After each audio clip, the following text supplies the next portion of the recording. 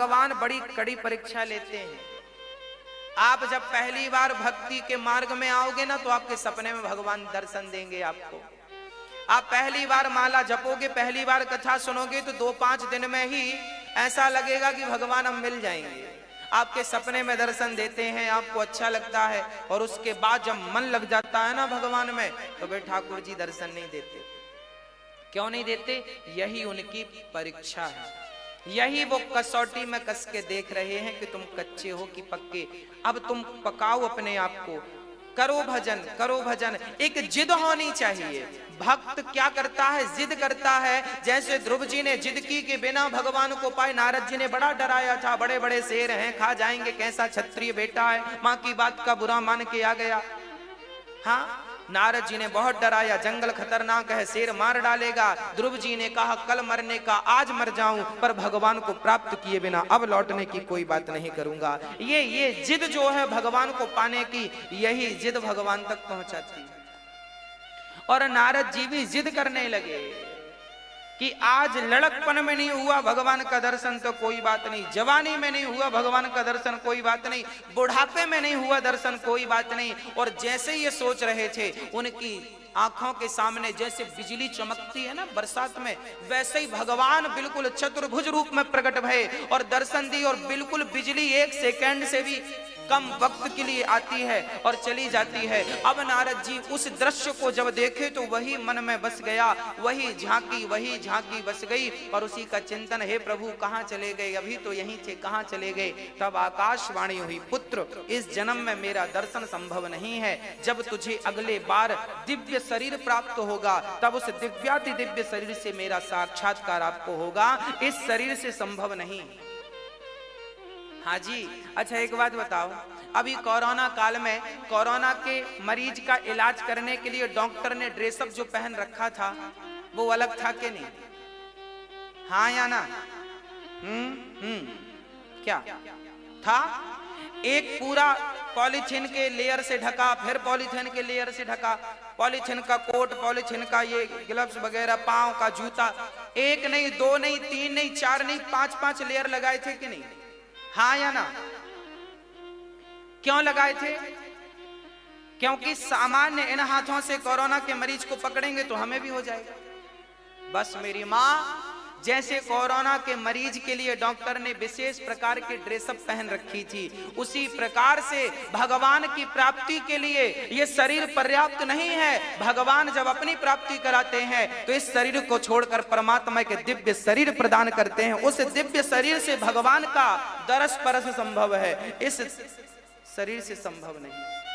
इसलिए नारद जी को इस जन्म में भगवान की प्राप्ति नहीं हुई, पर अगले बार शरीर पूरा किया भगवत चिंतन करते करते, तो ब्रह्मा के पुत्र तो ऑलरेडी थे, फिर इन्हें नारद जी का शरीर प्राप्त हो गया।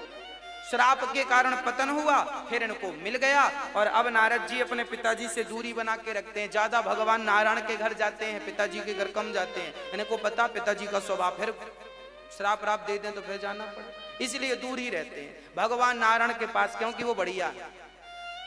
अरे भगवान नारायण तो ऐसे हैं कि उन पर गुस्सा भी कर ले कोई। स्वयं देखो ना, एक बार नारद जी ने श्राप दे दिया था भगवान नारायण को। एक बार नारद जी का मन हुआ कि हम शादी कर लें, सबके बच्चे बच्चे देखते तो उनका भी मन हो गया, अपने भी होते तो बढ़िया हो जाता। शादी करने का मन बनाया तो भगवान से कहने लगे, प्रभु आपन रूप देहु प्रभु मोही, और जैसा मेरे लिए उचित हो, हित हो, वो आप करो, और प्रभु मुझे अपना रूप दे दो। तो भगवान ने बंदर वाला रूप दे दिया। अच्छा, भगवान ने बंदर का रूप क्यों दिया? क्योंकि नारद जी ने कहा ही था अपना रूप दे दो। तो भगवान के सारे रूप भगवान के ही तो हैं।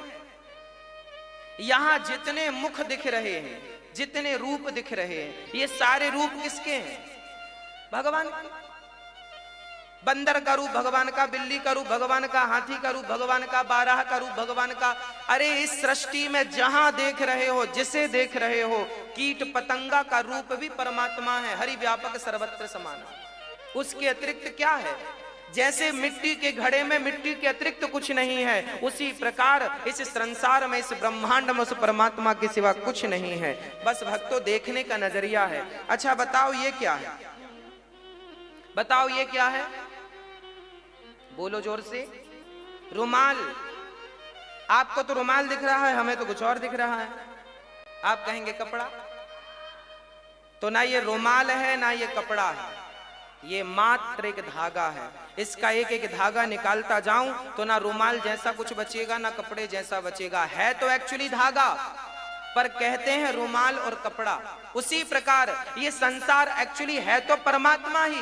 जैसे धागा धागा मिल करके एक वस्त्र बन गया, उसी प्रकार परमात्मा परमात्मा मिलके ये संसार बन गया। उस परमात्मा के सिवा इस ब्रह्मांड में कुछ नहीं है। जैसे इस धागा, इस कपड़े में धागा समाया है, उसी प्रकार इस सृष्टि में वो परमात्मा समाया बैठा है। बस नजरिया देखने का है। किसी को कपड़ा दिखता है, किसी को रुमाल दिखता है, पर किसी विवेकशील को तो धागा ही दिखे, वो जानता है धागा ही। उसी प्रकार आपको ये संसार दिखता है तो किसी को ये स्त्री पुरुष बेटा बेटी पेड़ पौधे हाथी नदी तालाब समुद्र दिखता है, पर जो परमात्मा को जानने पहचानने वाला परम भक्त है वो तो सर्वत्र परमात्मा का ही दर्शन करता है कि मेरे परमात्मा ही समाये हैं सबके रूप में, ना जाने किस रूप में नारायण मिल जाए। इसलिए भगवान का ही दर्शन करने का अभ्यास करना चाहिए। आज नारद जी ने दिव्य शरीर पाकर के परमात्मा की शरणागति प्राप्त की। आप भी भगवत भक्ति भगवत चिंतन में लगे रहिए। पता नहीं कब आपको भगवत प्राप्ति हो जाए, कब भगवत दर्शन हो जाए। कभी तो कृपा करेंगे, कभी तो कृपा करेंगे, कभी तो कृपा करेंगे। राम राम रटते रहो जब तक घट में प्राण, कभी तो दीन दयाल के भनक पड़ेगी कान। श्री नारद जी महाराज ने कहा कि अब तो देखो, अब व्यास जी ने नारद जी की पूर्व चर्चा सुन के कहा कि वाह, संतों की कृपा का ये फल है, ये प्रेम। अच्छा, नारद जी की पूर्व कथा जब व्यास जी ने सुनी तो बड़े प्रभावित भये और भागवत की सुंदर सी व्याख्या शुरू कर दी। भागवत को कहां से प्रारंभ किया? ब्रह्म सूत्र से। चर्चाएं कहां से लाई? अच्छा, महाभारत उनका सबसे बड़ा महाग्रंथ था, महाकाव्य था, तो महाभारत से ही भागवत को प्रारंभ करते हैं व्यास जी महाराज। महाभारत की कौन सी बात से प्रारंभ करते हैं? महाभारत की चर्चा से। अच्छा, महाभारत क्यों हुआ था? महाभारत कौरव और पांडवों के बीच में हुआ। क्यों हुआ था? कारण था। महाभारत ना होता तो हमें और आपको शिक्षा कैसे मिलती? सच कहें, हमारे वेद पुराणों में जो लिखा है वो केवल आपको और हमें शिक्षा देने के लिए लिखा। चलो महाभारत से कुछ सीखते हैं, आओ सीखते हैं। क्या सीखना है महाभारत से? पहली बात तो ये सीखना है, पहली बात कि अर्जुन ने अपने रथ पर सबसे पहले किसे बिठाया? ये सीखने लायक। किसे बिठाया? किसे बिठाया? अर्जुन ने अपने रथ पर किसे बिठाया? भगवान श्री कृष्ण को। क्या मैसेज मिला? मैसेज यही मिला कि सामने, अच्छा, अर्जुन के बस का महाभारत नहीं था।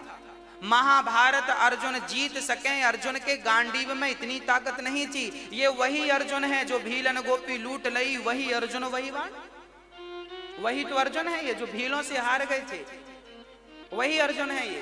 गांडीव भी था, पुरुष बलि नहीं होता है समय होत बलवान, और भीलन गोपी लूट लई, वही अर्जुन वही बाण, मतलब वही गांडीव वही बाण, सब कुछ था, पर भीलों ने पराजित कर दिया अर्जुन को। अब जो व्यक्ति भीलों से पराजित हो गया वो व्यक्ति महाभारत कैसे जीत गया? तो ये अर्जुन की प्रभुता नहीं है, ये अर्जुन की महानता नहीं है, अर्जुन के आगे जो भगवान बैठे हैं उनकी महानता। महाभारत में ऐसे कई वाक्य आए जहां पर भगवान ने अपनी भगवत्ता का प्रदर्शन किया। एक वाक्य तो तब आया, देखो, जब आप भगवान को अपने जीवन की डोर सौंप देते हैं ना तो जिम्मेदारी उनकी होती है। इसलिए आप भी अपने जीवन की डोर भगवान को जल्दी से जल्दी सौंप दीजिए। हाँ, सौंप दीजिए। आप भी अपने जीवन की डोर प्रभु अब सौंप दिया, इस जीवन का सब भार तुम्हारे हाथों में है, जीत तुम्हारे हाथों में है, हार तुम्हारे हाथों में। अपने हाथों में कुछ रखो ही मत, सब भगवान के हाथों में दे। त्वदीयं वस्तु गोविंद तुभ्यमेव समर्पयामि। हे प्रभु, सब आपके श्री चरणों में समर्पित कर रहा हूं। मेरा मुझ में कुछ नहीं, जो कुछ है तेरा, तेरा तुझको अर्पण क्या लागे मेरा। सब ठाकुर जी को दे दो। पहला संदेश मिला कि अर्जुन को भगवान ने जिताया। महाभारत का युद्ध जीतना अर्जुन के बस की बात नहीं, पर भगवान को जब आप बिठाते हैं तो विजय उन्हीं की होती है जो भगवान को आगे करते हैं। आप आगे ना हो जाना, ठाकुर जी को आगे करना। इसलिए घर से निकलने के पहले हमेशा भगवान का चिंतन करके निकलो। जब उनका चिंतन करके निकलेंगे तो ये माना जाएगा कि आपने भगवान को आगे रखा है। भोजन करने के पहले भगवान को याद करोगे तो ये माना जाएगा कि आपने भगवान को आगे रखा है। और पहले भोजन कर लिया, बाद में याद आई भगवान की, तो भी चलेगा, पर कल से सुधार कर लेना। गलती आज हो गई, कल ना करना। आगे भगवान को ही रखना है, पीछे नहीं करना भगवान को। अच्छा, महाभारत में ना भगवान ने क्या किया अर्जुन के लिए, भगवान ने भी क्या किया जरा सुनिएगा। भगवान का नाम छलिया कैसे पड़ा ये भगवान? अच्छा बताओ, भगवान पक्षपाती है या नहीं?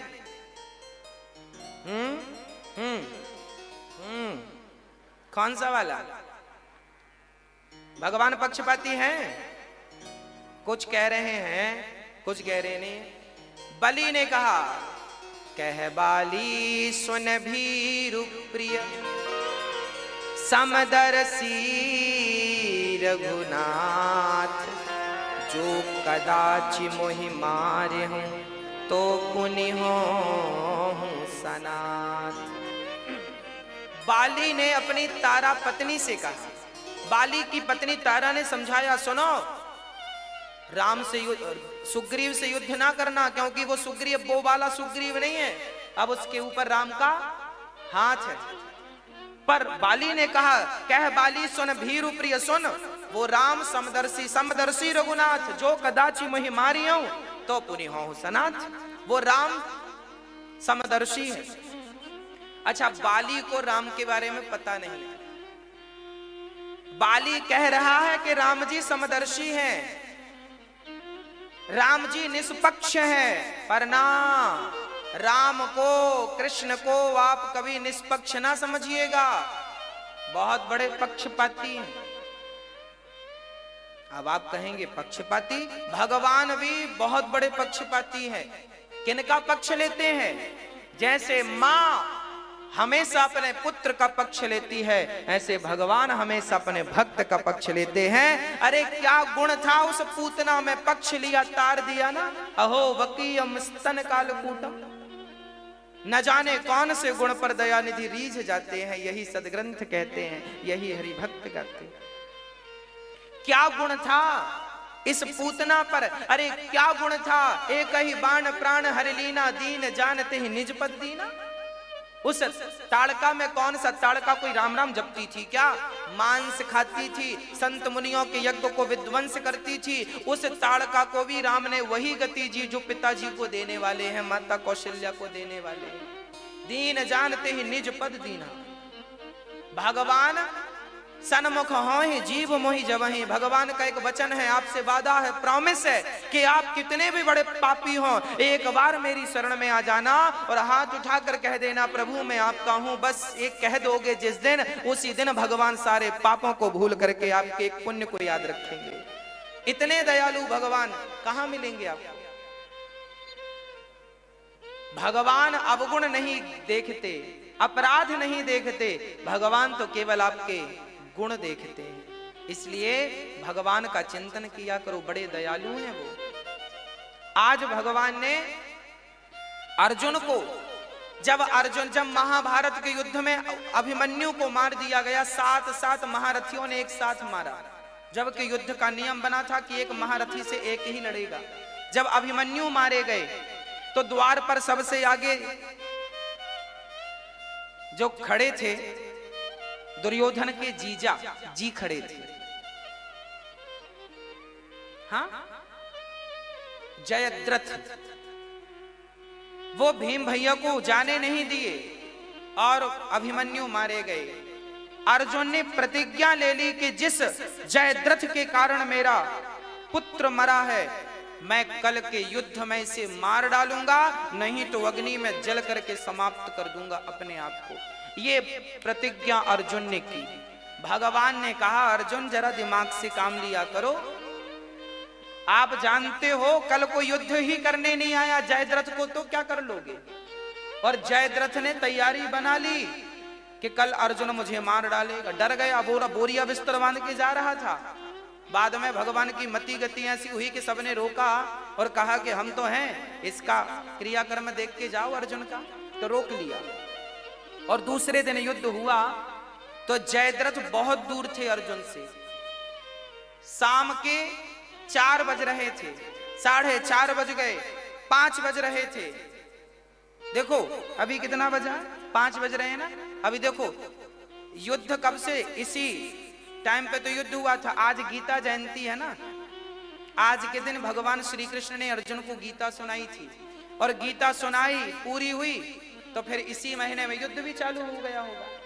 लगभग यही समय था, ठंडियों का सर्दियों का समय। इस टाइम तो दिन भी छोटे होते हैं। तो देखो लगभग 5 बज रहे थे और सूर्य अस्ताचल की तरफ थे, और अर्जुन अभी कोसों दूर थे जयद्रथ से। अब तो कंफर्म हो गया कि अर्जुन आज मारे जाएंगे, क्योंकि नहीं मार पाए तो अग्नि में जल के मरेंगे। तब भगवान ने यहां पर माया, देखिए भगवान कितने बड़े पक्षपाती हैं। अपने भगत के लिए क्या करते हैं वो बता रहा हूं आपको। भगवान ने दिन को ही रात कर दिया, माया को। माया आओ, योग माया मुपाश्रिता आओ, यहां भी तुम्हारा आश्रय लेंगे। और जरा दिन को ढक दो सूर्य भगवान को। बादलों ने ऐसा ढका, ऐसा लगा अस्त हो गया। अस्त हो गया तो बढ़िया शंख बजने लगे, और दुर्योधन ने तुरंत लकड़ियां समेट के चिता बना दी। चल अर्जुन जल। अर्जुन ने अपना गांडीव रखा, भगवान को प्रणाम किया। प्रभु बस हमारी तुम्हारी यहीं तक की थी। भगवान चुपचाप खड़े हैं, भगवान सब जानते हैं। अच्छा ये बात अर्जुन को पता नहीं थी। अर्जुन को लगा सचमुच अस्त हो गया। अब अर्जुन तो जलने के लिए चल पड़े, प्रतिज्ञा थी मर जाऊंगा, चल पड़े।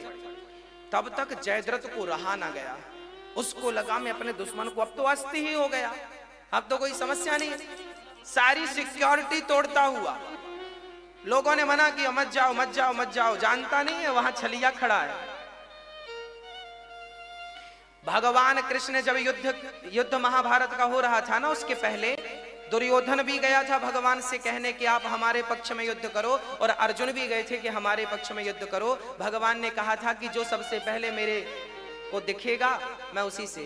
तो आया तो पहले दुर्योधन पर सिर के पास खड़ा हो गया, और अर्जुन चरणों के पास खड़े हुए तो पहला अवसर अर्जुन को मिला। अर्जुन से कहा तुम्हें क्या चाहिए? एक तरफ मेरी नारायणी सेना है, एक तरफ मैं हूं, बोलो किसे चुनते हो? अर्जुन ने कहा आपको चुनता हूं। दुर्योधन बड़ा प्रसन्न हुआ, वाह बड़ा मूर्ख आदमी है ये। दुर्योधन को लगा कि ये मूर्ख है, चोर गवार संत मुनि ज्ञानी जस आपन तस दूसर जाने। तो जो जैसा होता है ना सामने वाले को वैसा ही समझता है। दुर्योधन को लगा मैंने बुद्धू बना दिया अर्जुन को, मैंने सेना ले लिया, और जब लेकर के बाहर निकले अर्जुन ने कृष्ण को लिया, दुर्योधन ने अक्षौहिणी सेना को ली। अब अर्जुन बाहर आए तो दुर्योधन ने कहा अर्जुन मक्खन मक्खन तो हमने ले लिया, छाछ छाछ तुम्हारे पास। मतलब कृष्ण तो निहत्थे हैं, उन्होंने पहले ही कह दिया मैं किसी पक्ष से युद्ध नहीं करूंगा। तो दुर्योधन ने दिमाग लगाया कि जब युद्ध करना ही नहीं है तो इनको लेके करेंगे क्या? हा? तो दुर्योधन ने कहा सेना रूपी मक्खन तो हमने ले लिया, बची कृष्ण निहत्थे छाछ वो तुमने ली। तो अर्जुन ने भी मुस्कुराते हुए कहा दुर्योधन यदि मक्खन मक्खन तुमने ले लिया है तो कोई बात नहीं, मक्खन चोर तो मेरे ही पास है, मक्खन कहीं भी होगा चुरा के मेरे पास लाएगा, माखन चोर मेरे पास है। आज जयद्रथ आया और आकर खड़ा हुआ, और जैसे ही खड़ा हुआ भगवान ने योग माया से कहा चलो हो गया काम, हट जाओ। और जब हटा तो अभी सूर्य भगवान की कुछ किरण बाकी थी, अस्त में थोड़ा सा 5 मिनट का वक्त था। भगवान ने कहा अर्जुन सबको भ्रमित कर दिया है बादलों ने, अभी अस्त नहीं हुआ, ये रहा तेरा गांडीव और ये रहा तेरा दुश्मन, उठा गांडीव और मार दुश्मन को, पर याद रहे इसका सिर कट के यहाँ नहीं गिरना चाहिए, नहीं तो मारने वाला भी मर जाएगा। इसके पिताजी फलानी जगह पर बैठे हैं, हजारों किलोमीटर जाओ, उनकी गोद में इनका सिर गिरे। अर्जुन ने उठाया गांडीव, चलाया बाण और सिर कटा। तो याद रखना, अर्जुन ने जो बाण चलाया था ना, वो बाण तो 1 किलोमीटर आगे गिरने वाला था, पर भगवान ने सुदर्शन को नियुक्त कर दिया और सुदर्शन ने वो बाण ले जाकर के उसके पिता की गोद में गिराया और बाप बेटे दोनों मर गए, जयद्रथ के पिता और जयद्रथ। और यहाँ भगवान ने रक्षा की, भक्त की। अहम भक्त पराधीन यस्वतंत्र, अहम भक्त पराधीन, मैं भक्तों के अधीन हूं। भगवान स्वतंत्र नहीं है मेरी मां, भगवान भक्तों के अधीन हुआ करते। आज भगवान ने अर्जुन के लिए दिन को रात, देखिए जब भगवान पर विश्वास होगा आपका, तो ये विश्वास जरूर करना कि भगवान आपके लिए दिन को रात और रात को दिन भी करने की सामर्थ्यता रखते हैं। उन परमात्मा की शरण में रहना जो आपके लिए दिन और रात भी करने की ताकत रखते हैं। इसलिए उदास ना होना, विश्वास रखना। वो परमात्मा यदि अर्जुन की रक्षा करते हैं, वो परमात्मा यदि द्रौपदी की रक्षा करते हैं, तो विश्वास रखना वो आपकी भी रक्षा जरूर करेंगे। हाँ,